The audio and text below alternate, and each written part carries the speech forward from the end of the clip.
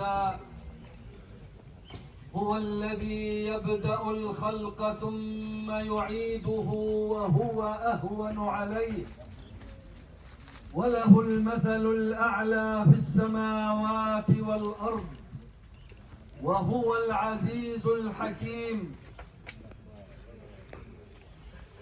قل سيروا في الأرض فانظروا كيف بدأ الخلق ثم الله ينشئ النشأة الآخرة إن ذلك على الله يسير. الحمد لله قدر وكتب الموت على جميع خلقه، وكتب البقاء لذاته، فله الحمد من قبل ومن بعد، وله الحمد في الأولى والآخرة.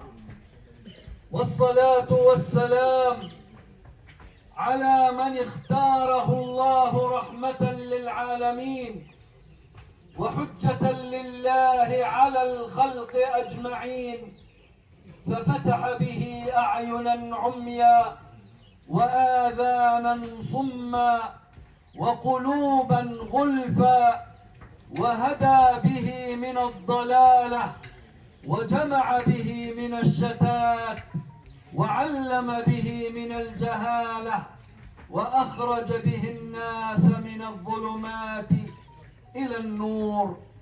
فصلوات ربي وسلامه عليه وعلى آله وصحابته ومن سار على دربهم بإحسان ويقين إلى يوم الدين.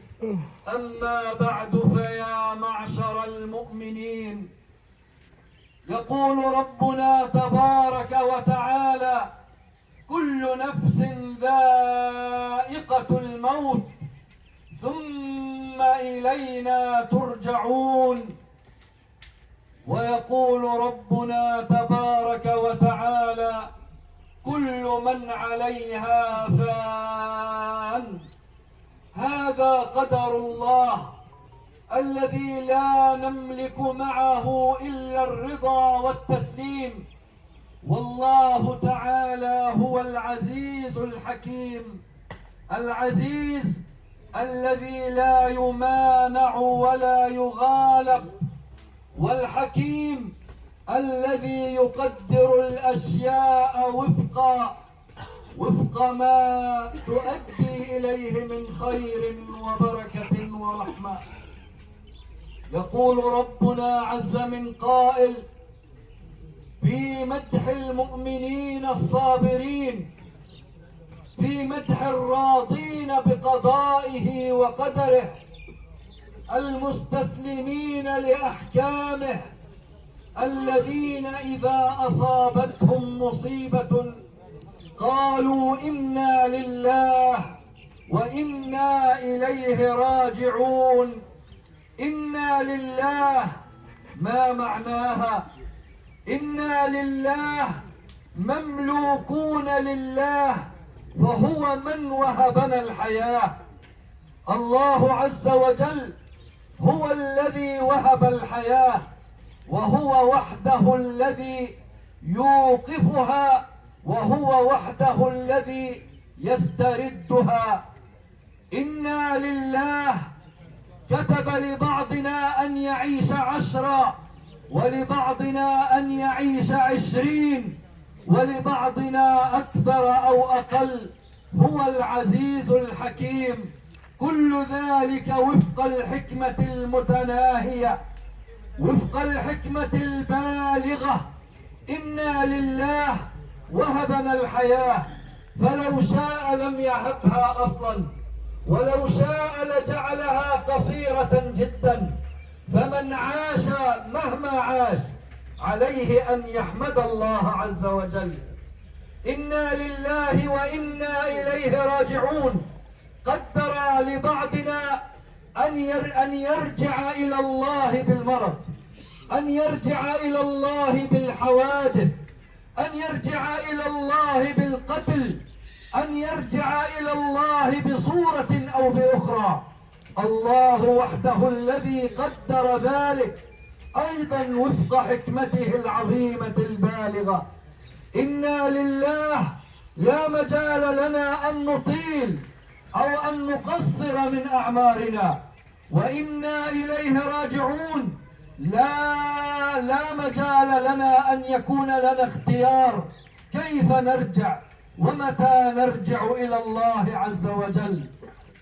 فإذا رأيت إنسانا يموت بالمرض فلا تعجب ولا تستغرب، هذا قدره الذي قدره الله له.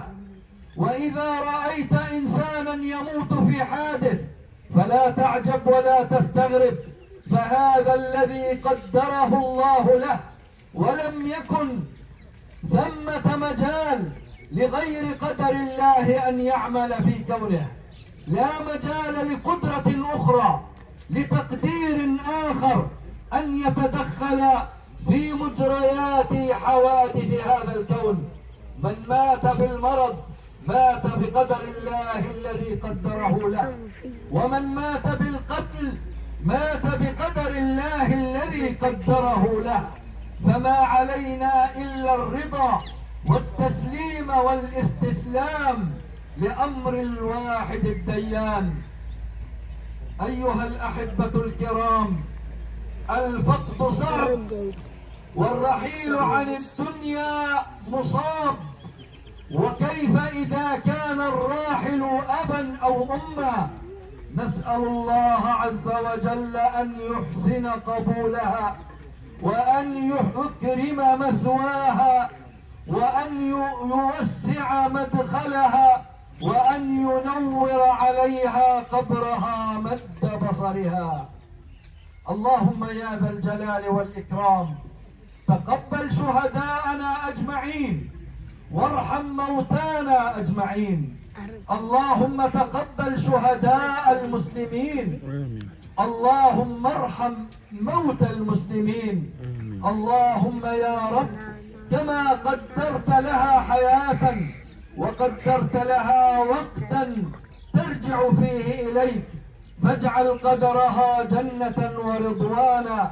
اللهم أكرم نزلها ويمن كتابها ويسر حسابها، وثبت على الصراط أقدامها، واجمعنا وإياها في الفردوس الأعلى، صحبة نبينا صلى الله عليه وسلم، صحبة نبينا الكريم الذي كان أعظم الأمة يقينا ومعرفة بالله. لما حضرته الوفاة جاء إليه ملك الموت فاستأذن عليه فأذن له، فقال له ملك الموت: ما أمرني ربي أن أستأذن على أحد إلا أنت يا محمد. وما أمر ملك الموت أن يخير أحدا بين الموت والحياة إلا مع محمد صلى الله عليه وسلم. فماذا اختار رسول الله؟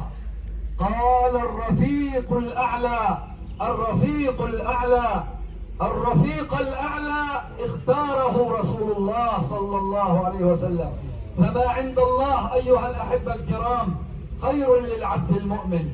ما عند الله من رحمة، ما عند الله من رزق، ما عند الله من أمن وطمأنينة خير للعبد المؤمن للمؤمن أيا كان شكل وفاته، مات بالمرض أو بالحادث أو اتخذه الله شهيدا. ما عند الله خير للأبرار، وما عند الله خير للمتقين. إلى الله ترجع الأمور، إلى الله المصير، إلى الله تقلبون. اللهم أحسن ختامنا، اللهم أحسن ختامنا، اللهم أحينا على الإيمان وتوفنا على الإسلام، واجعل خير أيامنا يوم أن نلقاك، وخير أعمالنا ما نختم به عملنا يا حي يا قيوم. أيها الأحبة الكرام، بارك الله فيكم وشكر سعيكم وأجزل ثوابكم، ونخص بالشكر الإخوة الضيوف الذين جاءوا يشاركون هذا المصاب العظيم، وأتوجه بالتعزية لأبناء الحجة وأحفادها جميعا وذويها جميعا. عظم الله أجركم وأجزل ثوابكم ورحم أمنا وأختنا وجعل مثواها الفردوس الأعلى.